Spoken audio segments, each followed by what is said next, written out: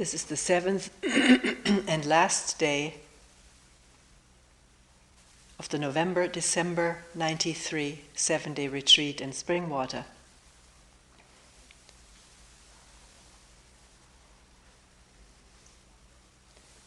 And for this last talk, we'll put down our questions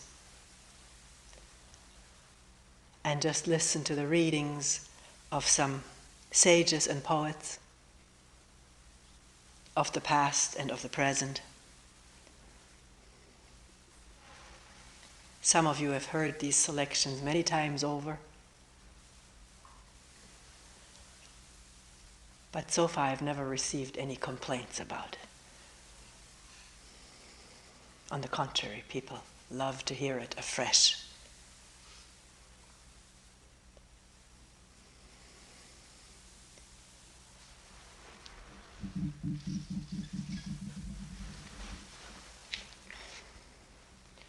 At first, some selections from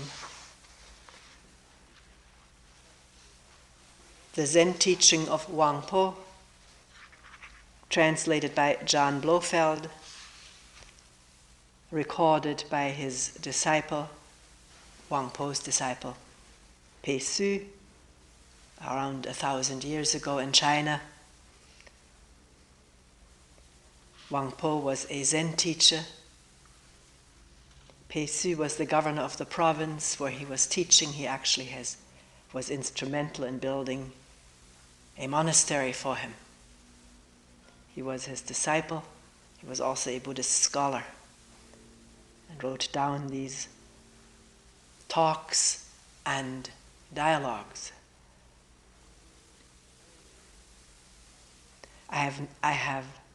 I'm never reading the whole complete thing. I leave out words, sometimes sentences or paragraphs, and some words are given in the English translation rather than the Sanskrit term. The word Buddha as used by Wang Po does not just refer to the historical Gautama Buddha, but to an enlightened being or a state of enlightened wholeness.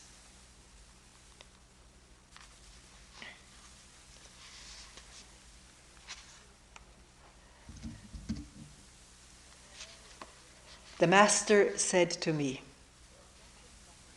"All the Buddhas and all sentient beings are nothing but the one mind, beside which nothing exists.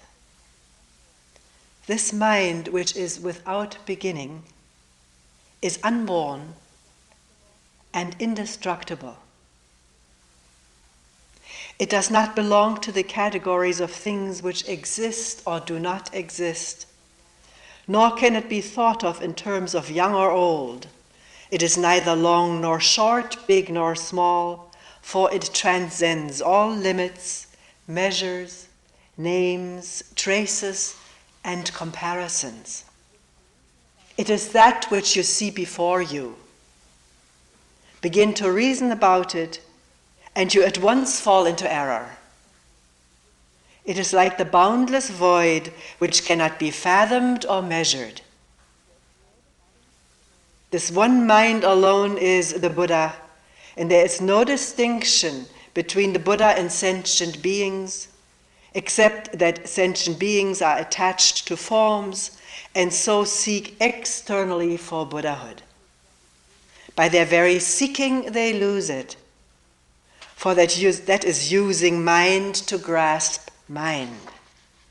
One mind here is in small letters and the other is in capital letters. Using mind, thought, desire, ambition to grasp mind, the ungraspable. Even though they do their utmost for a full eon, they will not be able to attain to it. People do not know that if they put a stop to conceptual thought and forget their anxiety, the Buddha will appear before them. For this mind is the Buddha, and the Buddha is all living beings. It is not the less for being manifested in ordinary beings, nor is it greater for being manifested in the Buddhas.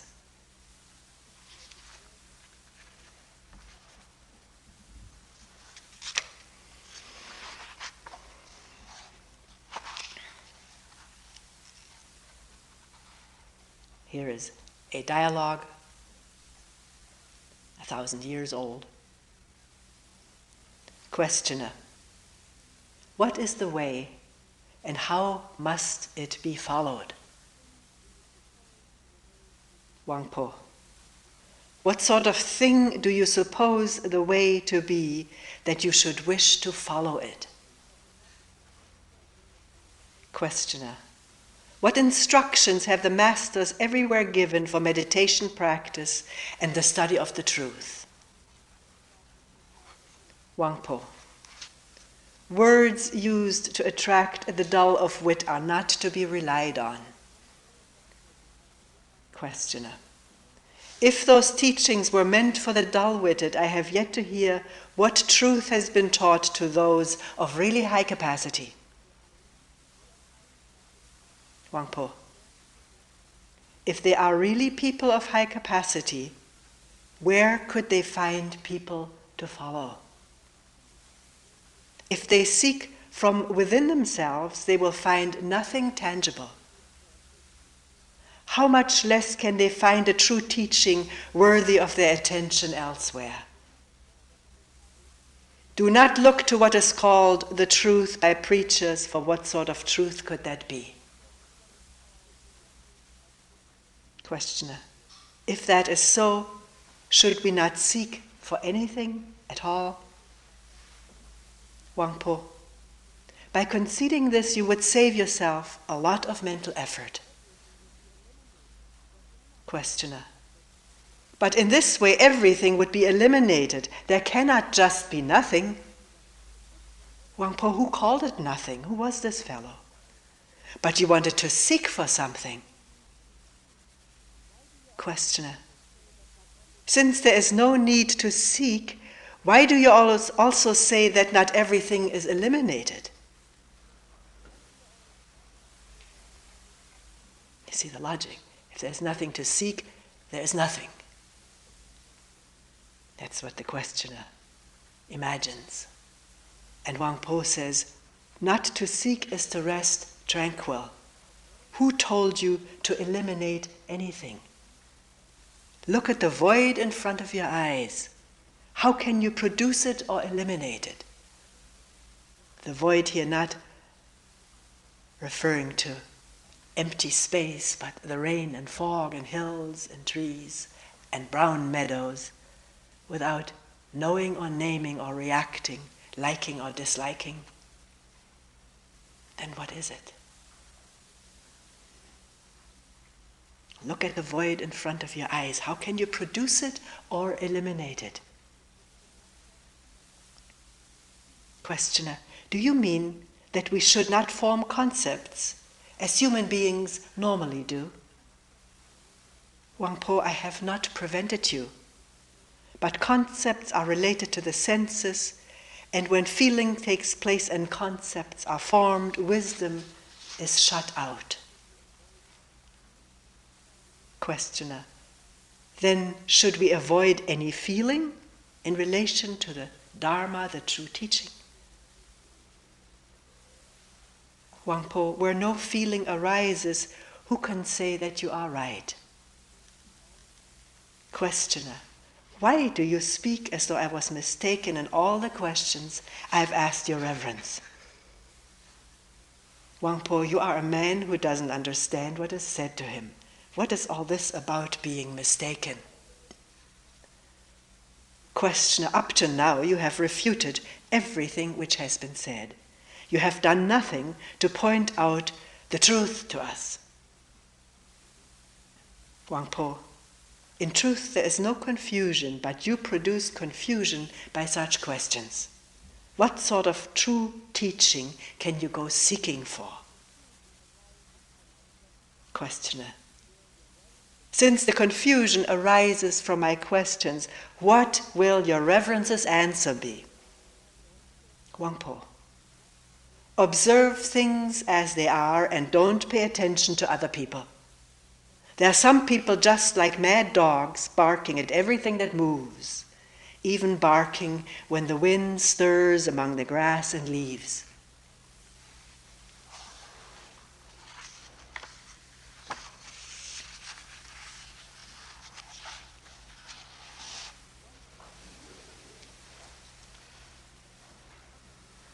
Once I put this question to the Master: how many of the 400 or 500 persons gathered here on this mountain have fully understood your Reverence's teachings? The Master answered, their number cannot be known. Why? Because this way is through mind awakening. How can it be conveyed in words? Speech only produces some effect when it falls on the uninstructed ears of children.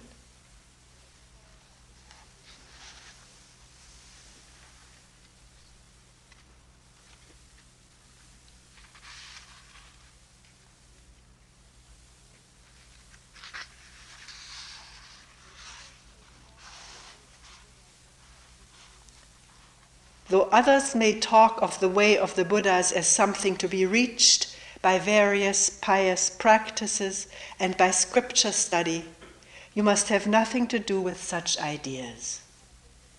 A perception, sudden as blinking, that subject and object are one, will lead to a deeply mysterious, wordless understanding. And by this understanding will you awake to the truth. When you happen upon someone who has no understanding, you must claim to know nothing. He may be delighted by his discovery of some way to enlightenment, yet if you allow yourselves to be persuaded by him, you will experience no delight at all, but suffer sorrow and disappointment.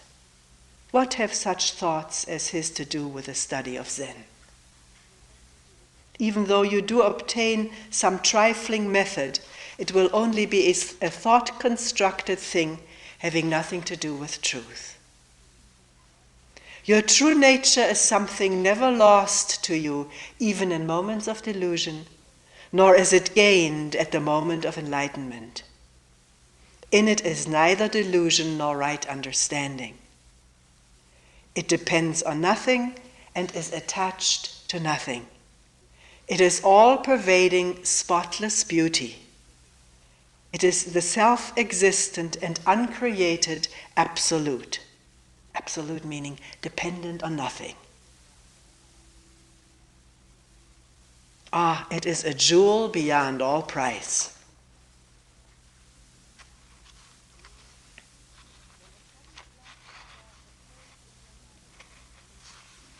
When a sudden flash of thought occurs in your mind and you see it for a dream or an illusion, then you can enter into the state reached by the Buddhas of the past.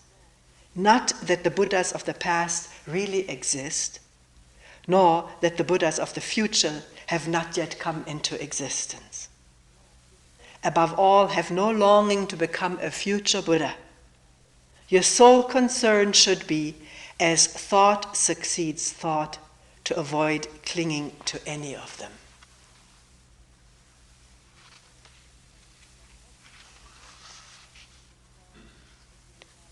Question about how can we prevent ourselves from falling into the error of making judgments between this, distinctions and judgments between this and that.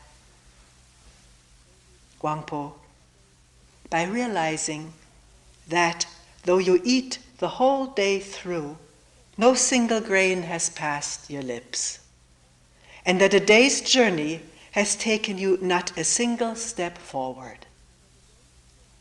Also by uniformly abstaining from such notions as self and other. Do not permit the events of your daily lives to bind you, but never withdraw yourselves from them. Avoid the error of thinking in terms of past, present, and future. The past has gone, the present is a fleeting moment, and the future has not yet come. When you practice meditation, sit in the proper position, Stay perfectly tranquil. Here, I usually leave out that word perfect. It's impossible. The proper position each one has to find for themselves may include lying flat down on your bed or in an easy chair. And do not permit the least movement of your minds to disturb you. And if it disturbs you, parenthetically, just let it and be aware of it. And it will pass. This alone is what is called liberation. Be diligent, be diligent.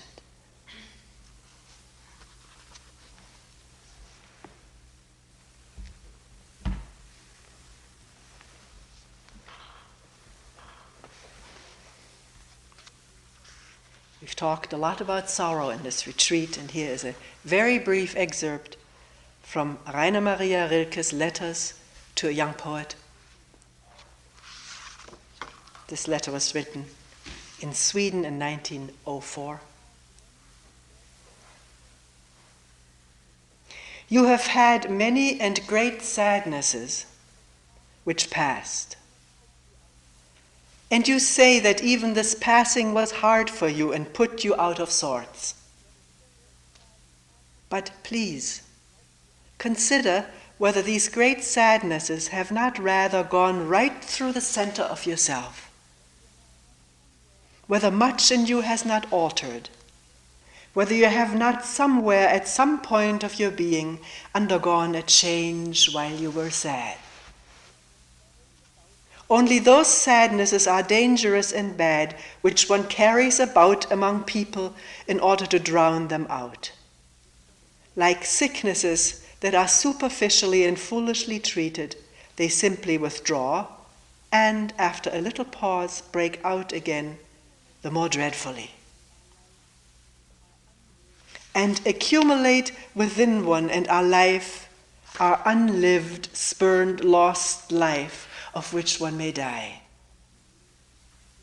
Were it possible for us to see further than our knowledge reaches, and yet a little way beyond the outworks of our divining, perhaps we would endure our sadnesses with greater confidence than our joys.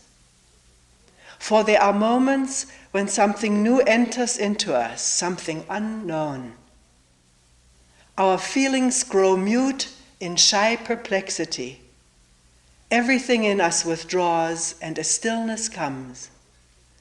And the new, which no one knows, stands in the midst of it and is silent.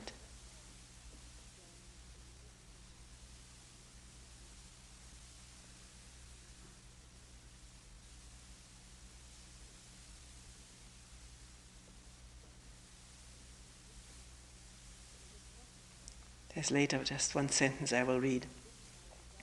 It is necessary, and toward this our development will move gradually, that nothing strange should befall us, but only that which has long belonged to us.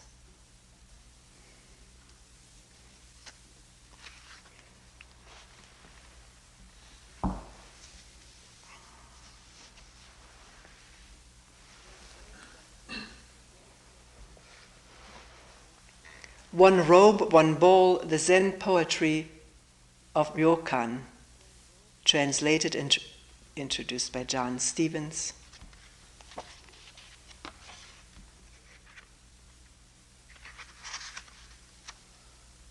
Ryokan lived in the 18th century, was a hermit. He lived in the mountains and wrote poetry.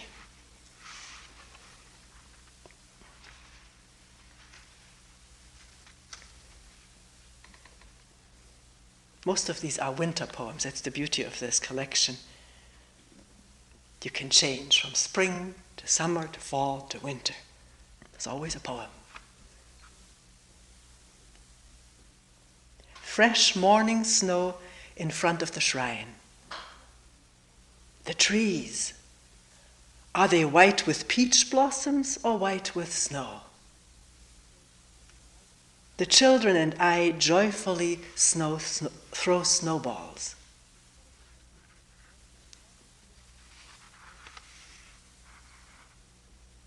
Another year lingers to an end. Heaven sends a bitter frost. Fallen leaves cover the mountains, and there are no travelers to cast shadows on the path. Endless night. Dried leaves burn slowly in the hearth. Occasionally, the sound of freezing rain. Dizzy, I try to recall the past. Nothing here but dreams.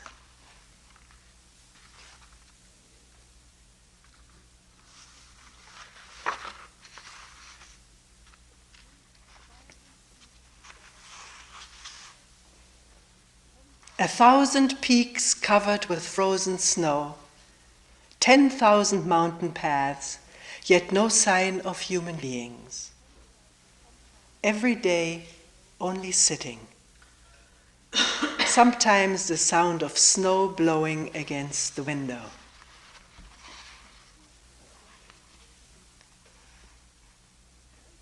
A thief has stolen my cushion and mat. Why did he break into my hermitage? The door is never locked. The night is ending, and I sit alone by the window as sparse rain falls gently against the bamboo grove.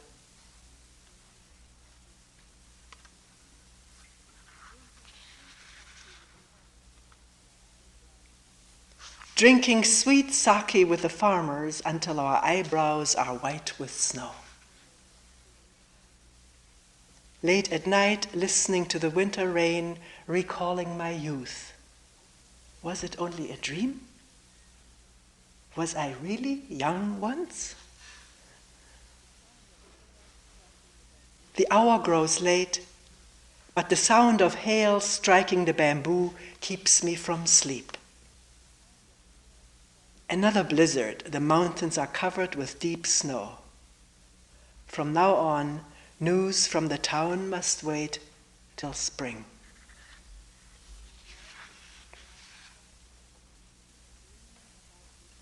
Lying on my grass pillow, dreaming about this dream world again, lonely, fitful sleep.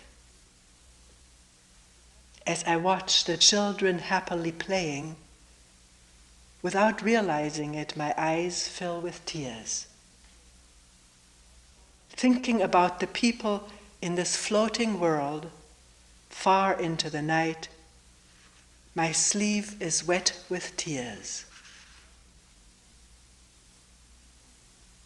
The thief left it behind, the moon at the window.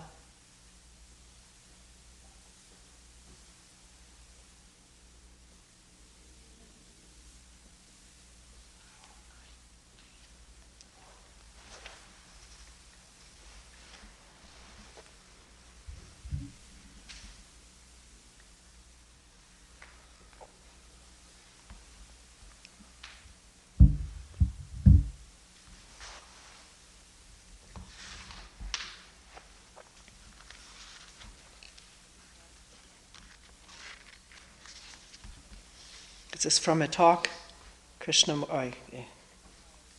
period Krishnamurti held in Bombay 1955, compiled by the KF Krishnamurti Foundation of India. Question: what is this self-knowledge of which you speak, and how can I acquire it? Krishnamurti: it is very simple, sir. The first step is the last step in self-knowledge. The beginning is the end. The first step is what matters. Because self-knowledge is not something you can learn from another. No one can teach you self-knowledge. You have to find out for yourself. It must be your own discovery, and that discovery is not something tremendous, fantastic. It is very simple. After all, to know yourself is to watch your behavior, your words, what you do in your everyday relationships. That is all. Begin with that and you will see how extraordinarily difficult it is to be aware. Just to watch the manner of your behavior, the words you use to your servant, to your boss, the attitude you have with regard to people, to ideas, and to things. Just watch your thoughts, your motives in the mirror of relationship. And you will see that the moment you watch, you want to correct. You say, this is good and that is bad. I must do this and not that. When you see yourself in the mirror of relationship, your approach is one of condemnation or justification. Therefore, you distort what you see. Whereas, if you simply observe in that mirror your attitude with regard to people, to ideas, and to things, if you just see the fact without judgment, without condemnation or acceptance, then you will find that that very perception has its own action. That is the beginning of self-knowledge. To watch yourself, to observe what you do, what you think, what your motives and incentives are, yet not condemn or justify, is an extraordinarily difficult thing to do. Because our whole culture is based on condemnation, judgment, and evaluation. You have been brought up on do this and not that. But if you can look in the mirror of relationship without creating the opposite, then you will find that there is no end to self-knowledge. You see, the inquiry into self-knowledge is an outward movement which later turns inward. First we look at the stars, and then we look within ourselves. In the same way, we look for reality, for God, for security, for happiness in the objective world. And when it is not found there, we turn inward. This search for the inner God, the higher self, or what you will, completely ceases through self-knowledge. And then the mind becomes very quiet, not through discipline, but just through understanding, through watching, through being aware of itself every minute without choice. Don't say I must be aware every minute, because that is another manifestation of our foolishness when we want to get somewhere, when we want to arrive at a particular state. What matters is to be aware of yourself and to keep on being aware without accumulating. Because the moment you accumulate, from that center you judge. Self-knowledge is not a process of accumulation. It is a process of discovery from moment to moment in relationship.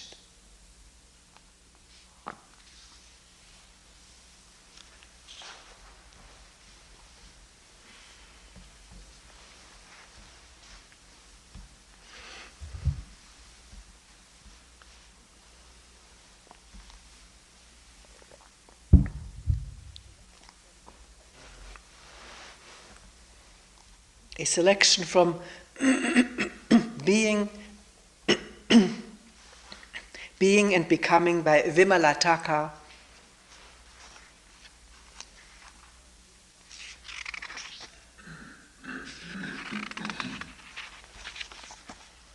She lives in India. She used to travel, but now she doesn't travel anymore. It says here, the book gives some of the dialogues which took place in Dalhousie, India during the summer of 1989.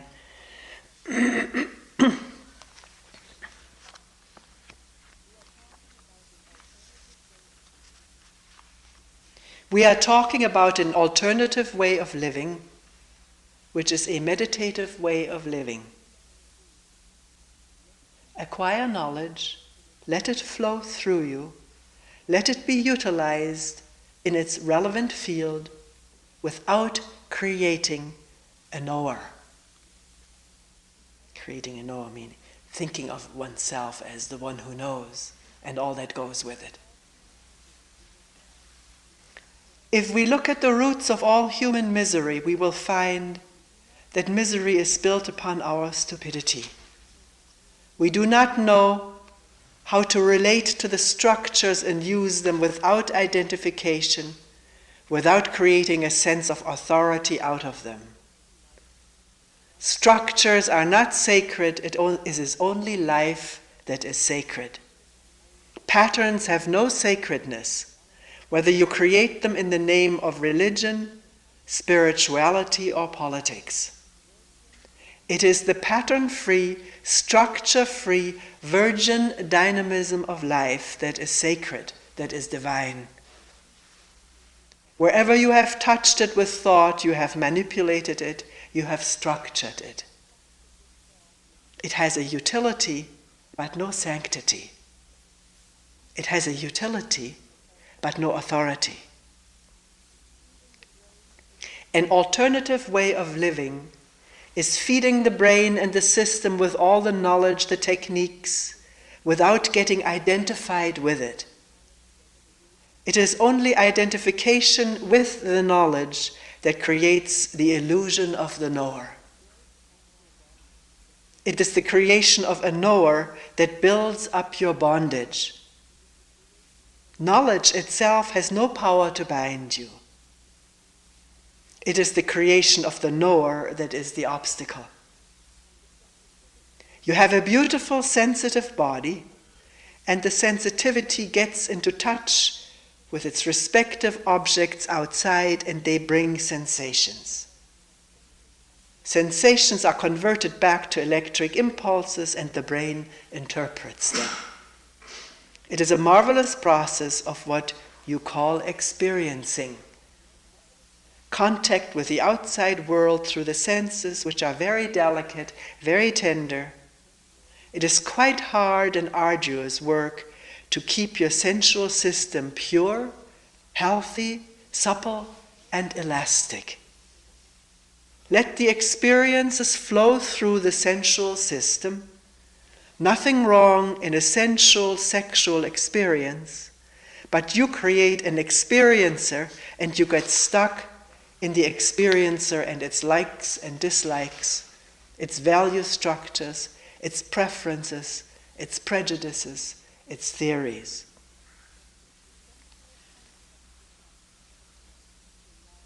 If the sensual contact with objects is allowed to flow through you without creating an experiencer, then the limited man-made world cannot corrupt you. As the oneness of life manifesting itself into manyness does not get corrupted, does not lose its vitality, does not get mutilated. In the same way, you acquire knowledge and you appear as an individual playing the role of a father, a mother, a brother, a daughter, a son. You are one appearing as many. There's no identification with the fatherness, sonness, daughterness, sisterness, and you don't tie so many knots inside, but play the roles sanely, completely, with the magnificence of an inner equipoise. Then you're appearing as many, functioning as many. You're acquiring the knowledge of structures, and handling of structures shall not corrupt you. In the human-made world, one has to learn to let the knowledge flow without creating a knower, and let the experiences flow without creating an experiencer. This is the way of meditative living.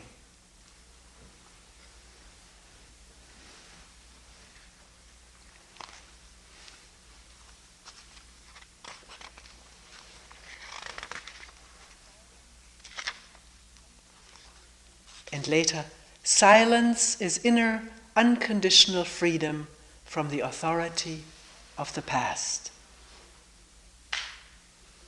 Silence is unconditional freedom from effort and therefore an alternative way of living.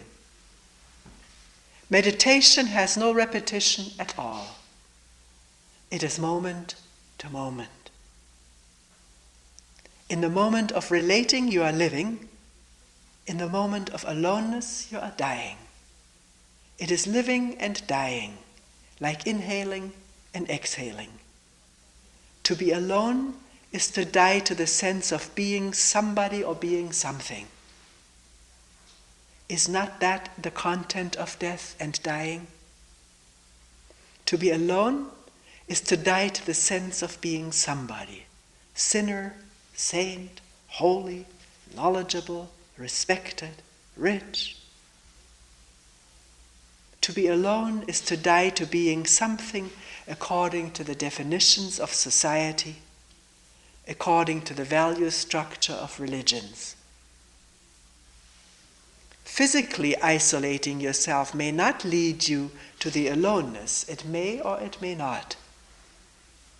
That is what we're afraid of, dying to the sense of being somebody. Dying to all the images that you have built up about yourself is being alone. The way we are tackling the theme may be unusual, unheard of to many. It is a non-conventional way, a non-traditional approach.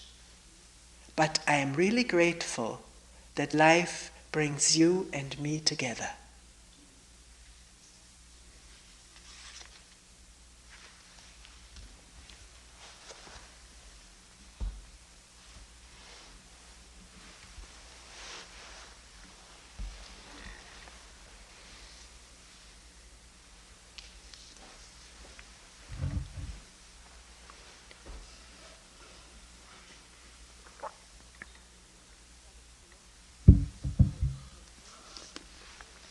Some selected poems from new and selected poems by Mary Oliver, a contemporary poet.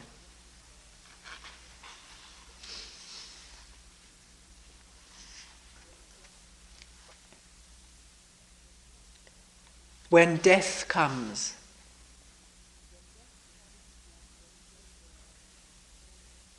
When death comes like the hungry bear in autumn, when death comes and takes all the bright coins from his purse to buy me, and snaps the purse shut, when death comes like the measlepox, when death comes like an iceberg between the shoulder blades, I want to step through the door full of curiosity, wondering, what is it going to be like, that cottage of darkness? And therefore, I look upon everything as a brotherhood and a sisterhood. And I look upon time as no more than an idea. And I consider eternity as another possibility. And I think of each life as a flower, as common as a field daisy, and as singular. And each name a comfortable music in the mouth, tending as all music does toward silence. And each body a lion of courage and something precious to the earth. When it's over, I want to say, all my life I was a bride married to amazement. I was the bridegroom taking the world into my arms. When it's over, I don't want to wonder if I have made of my life something particular and real. I don't want to find myself sighing and frightened or full of argument.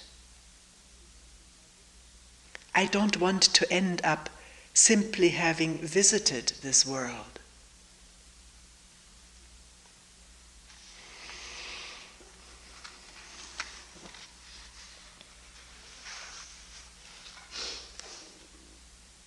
some questions you might ask. Is the soul solid like iron? Or is it tender and breakable, like the wings of a moth in the beak of an owl? Who has it and who doesn't? I keep looking around me. The face of the moose is as sad as the face of Jesus. The swan opens her white wings slowly. In the fall, the black bear carries leaves into the darkness. One question leads to another. Does it have a shape? Like an iceberg? Like the eye of a hummingbird? Does it have one lung like the snake and the scallop? Why should I have it and not the anteater who loves her children? Why should I have it and not the camel? Come to think of it, what about the maple trees? What about the blue iris? What about all the little stones sitting alone in the moonlight? What about roses and lemons and their shining leaves? What about the grass?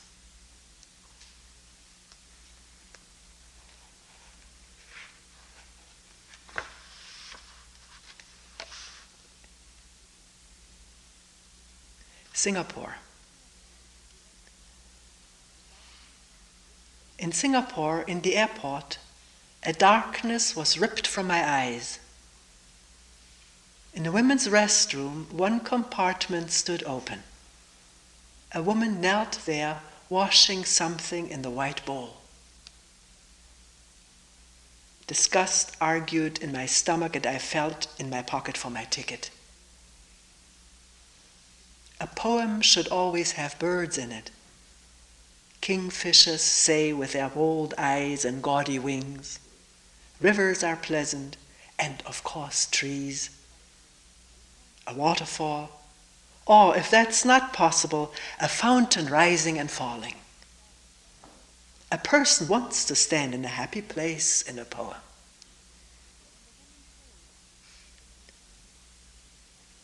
When the woman turned, I could not answer her face.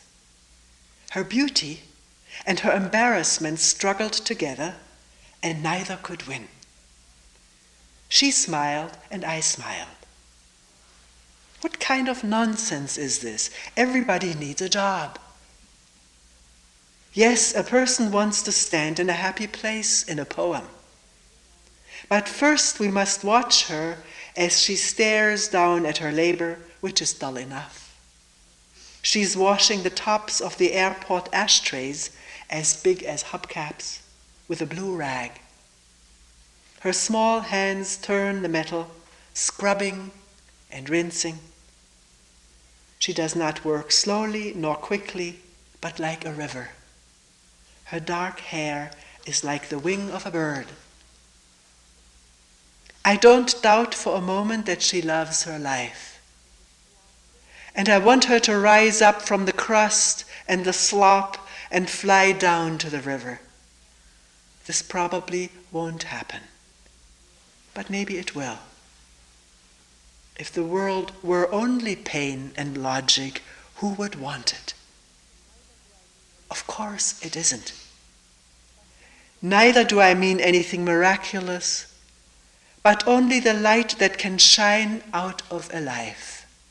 I mean, the way she unfolded and refolded the blue cloth, the way her smile was only for my sake. I mean, the way this poem is filled with trees and birds.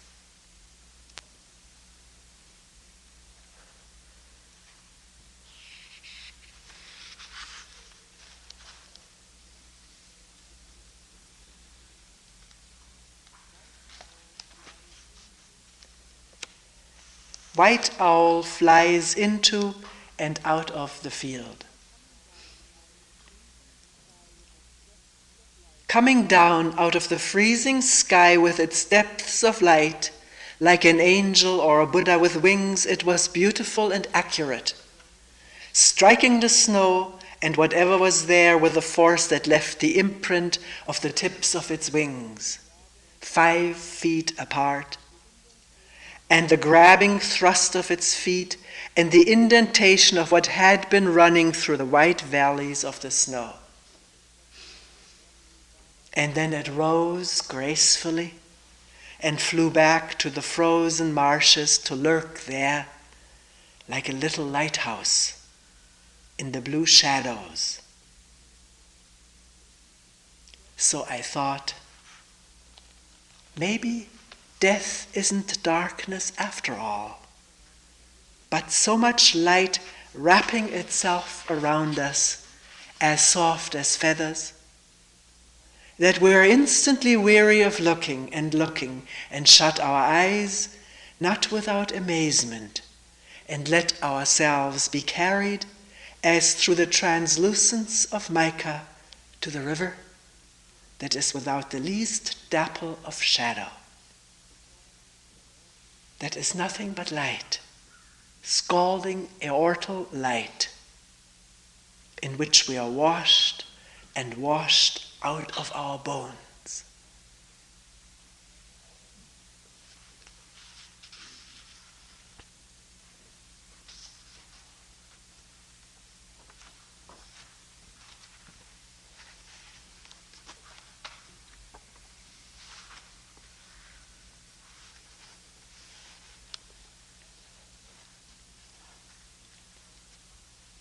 The summer day. Who made the world? Who made the swan and the black bear?